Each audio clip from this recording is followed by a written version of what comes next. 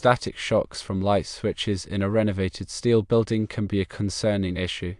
Several factors can contribute to this problem, and addressing them systematically is crucial. One primary suspect is the flooring insulation.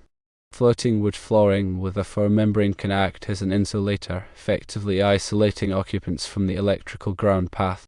This isolation can lead to a buildup of static charge, resulting in shocks when touching grounded objects like light switches.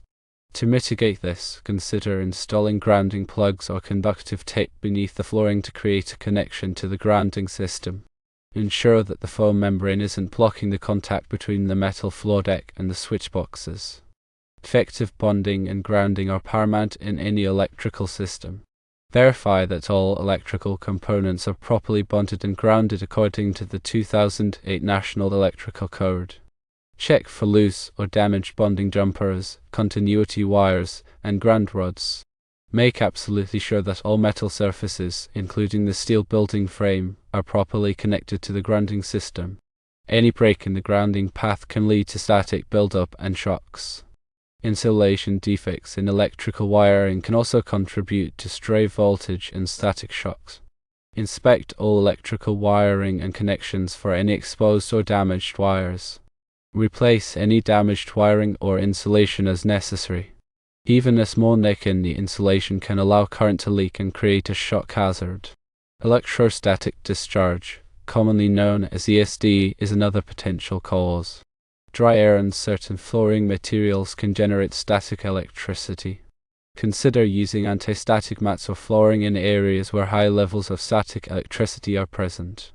Increasing the humidity in the building can also help reduce static buildup.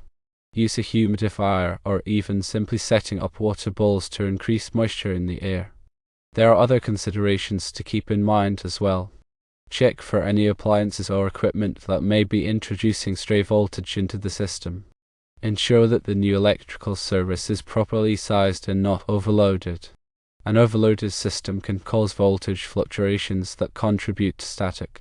Consulting with a qualified electrician or engineer for further troubleshooting and recommendations is always a good idea.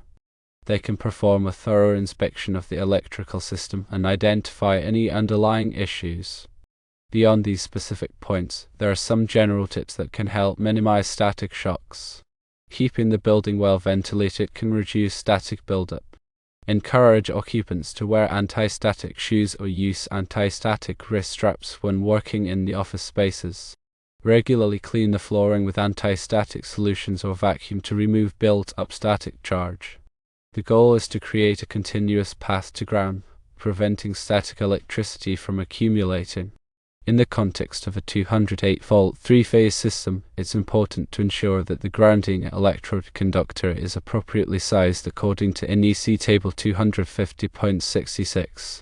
This table specifies the minimum size of the grounding electrode conductor based on the size of the service entrance conductors. Similarly, the equipment grounding conductors that bond metal enclosures and equipment back to the server should be sized according to NEC Table 250.122. Proper sizing of these grounding conductors is essential for providing a low impedance path for fault current, which helps to minimize voltage rise during a fault and reduce the risk of electric shock. When inspecting the grounding system, pay close attention to the connections at ground rods. These connections should be made with approved connectors and should be free from corrosion. Corrosion can significantly increase the resistance of the connection, impairing its ability to conduct fault current. It's also important to verify the grounding electrode system's resistance to earth. Ideally, this resistance should be 25 ohms or less, as specified in NEC 250.53. If the resistance exceeds 25 ohms, an additional ground rod may be required. The location of the ground rods should be carefully considered. They should be located where the soil is consistently moist to ensure good conductivity. Avoid placing ground rods in areas that are likely to dry out, such as under eaves or near concrete slabs. The spacing between ground rods should be at least 6 feet, as specified in NEC 250.53, to minimize the effects of overlapping ground fields. When dealing with steel building frames, it's crucial to ensure that all structural steel members are properly bonded together and connected to the grounding electrode system. This bonding can be accomplished using bonding jumpers sized according to NEC 250.66. The bonding jumper should be securely attached to the steel frame using approved methods such as welding or bolting with listed connectors.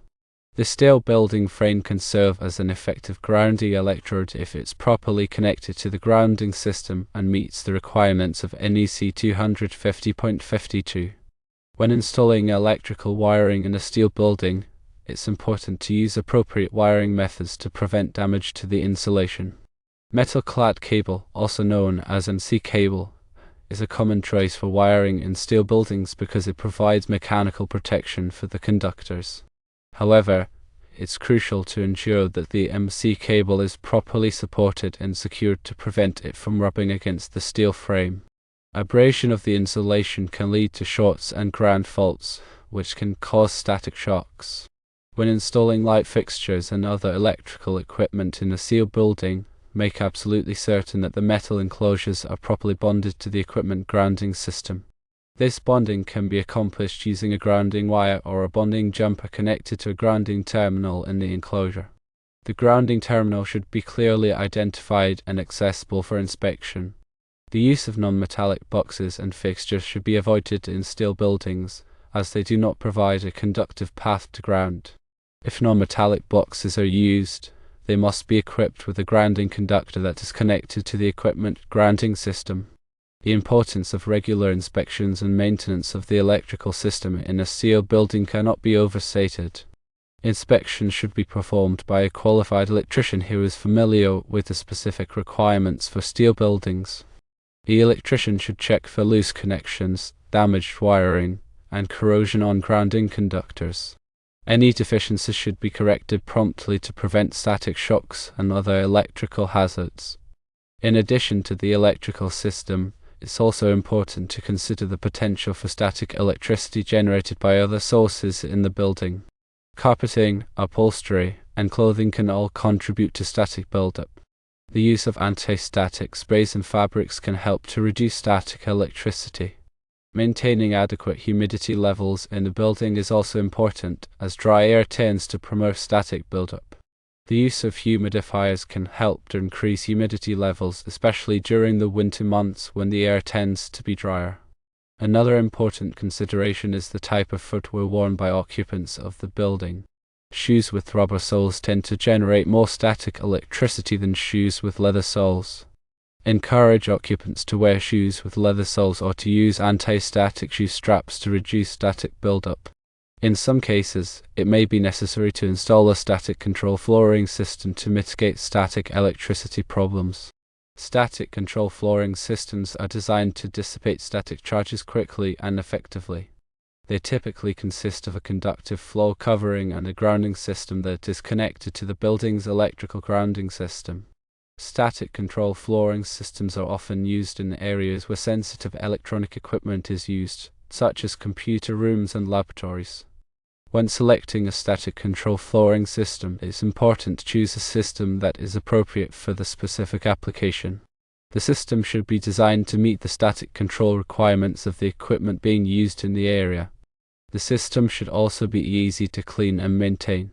The installation of a static control flooring system should be performed by a qualified contractor who is familiar with the specific requirements for these systems. The contractor should ensure that the system is properly grounded and that all connections are secure. After the installation of a static control flooring system, it's important to perform regular testing to ensure that the system is functioning properly. The testing should be performed by a qualified technician using calibrated test equipment. The test results should be documented and retained for future reference. In addition to the measures described above, there are several other steps that can be taken to reduce static shocks in a steel building. These include encouraging occupants to avoid wearing clothing made of synthetic materials, which tend to generate more static electricity than natural fibers, using anti-static sprays on furniture and carpets, and avoiding rubbing balloons or other objects against surfaces that are likely to generate static electricity. By taking a comprehensive approach to addressing static electricity problems, it's possible to create a safer and more comfortable environment for occupants of a steel building. It's important to remember that static electricity can be a nuisance and a potential safety hazard, so it's important to take steps to minimize its effects. The key is to provide a continuous path to ground, preventing static electricity from accumulating and discharging in the form of shocks. Remember that addressing electrical issues requires expertise and caution. If you are not comfortable working with electrical systems, it's best to consult with a qualified electrician. Electrical work can be dangerous, and it's important to take all necessary precautions to protect yourself and others. Always disconnect the power supply before working on any electrical equipment, and always use appropriate personal protective equipment such as gloves and safety glasses. The 2008 National Electrical Code provides detailed requirements for electrical installations, including grounding and bonding. It's important to be familiar with these requirements to ensure that your electrical system is safe and compliant. The NEC is updated every 3 years, so it's important to stay current with the latest edition. In the context of a renovation project, it's important to ensure that the electrical system is brought up to current code requirements. This may involve upgrading the grounding system, replacing damaged wiring, and installing new electrical equipment. A qualified electrician can help you assess the existing electrical system and determine what upgrades are necessary to meet code requirements. When working with electrical systems, it's important to be aware of the potential hazards involved. Electrical shock is a serious hazard that can cause injury or death. Always take precautions to avoid contact with live electrical circuits. If you are not sure whether a circuit is live, use a voltage tester to check it before touching it. Another hazard associated with electrical work is arc flash. Arc flash is a sudden release of electrical energy that can cause burns, blindness, and other serious injuries. Arc flash can occur when working on energized electrical equipment. To protect yourself from arc flash, wear appropriate personal protective equipment such as arc-rated clothing, gloves, and face shield. In addition to the physical hazards associated with electrical work, there are also potential fire hazards. The electrical fires can be caused by faulty wiring, overloaded circuits, and other electrical problems. To prevent electrical fires, make absolutely sure that your electrical system is properly maintained and that all electrical equipment is in good working order.